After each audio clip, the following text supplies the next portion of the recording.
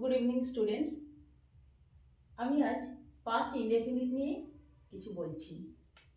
Past indefinite এর structure. Past indefinite সাধারণ অতীত।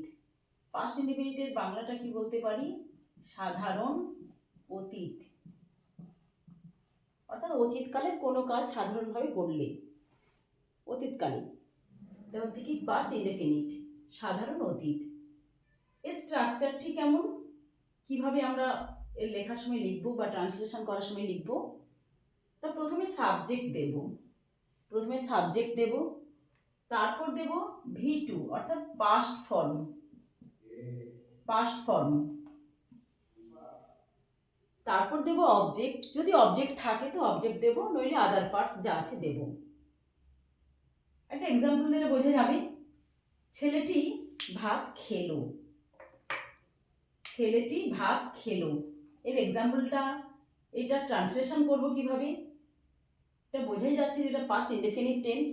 তাহলে ট্রান্সলেশন করব এই রুলটি মেনে। সাবজেক্ট দেব ছেলেটি, দ্য বয়,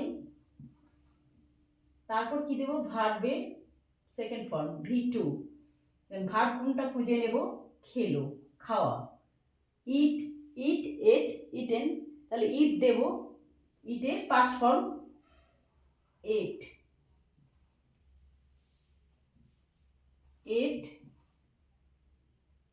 কি খেলো? না ভাত খেলে, অবজেক্ট আছে তাই বসালাম। ছেলেটি ভাত খেলো, দ্য বয় এট রাইস।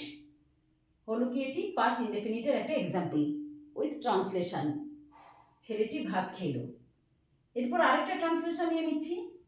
তাহারা মাঠে দৌড়লো, তাহারা মাঠে দৌড়লো। এখানে একটা সাবজেক্টটা খুঁজে নেব, তাহারা, দে। এরপর কি দৌড়নো ইংরেজি কি? এরপরে V2 দিতে বলেছি, মানে past form.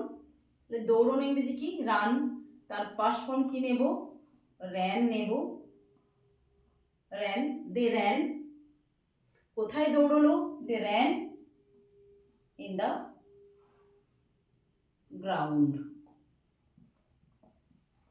They ran in the ground. তাহলে এর ভার্বটা কি হবে? V2 পাস্ট ফর্মে থাকবে।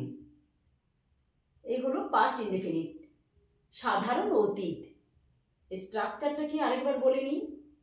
সাবজেক্ট দেব, তারপরে দেব V2 বা পাস্ট ফর্ম, আর দেব অবজেক্ট বা আদার পার্টস যা থেকে থাকবে সেগুলো দেব। এগুলো সাধারণভাবে বাংলাতে আমরা যেসব ট্রান্সলেশনগুলো করি, যেমন কি আসে ভার্বগুলোতে? ল আসে। খেলো, গেল, দৌড়লো, আঁকলো, করলো,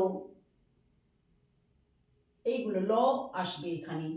লয়লাম, তয়তাম, এগুলো এলেই পাস্ট ইনডেফিনিট আমরা বোঝাই।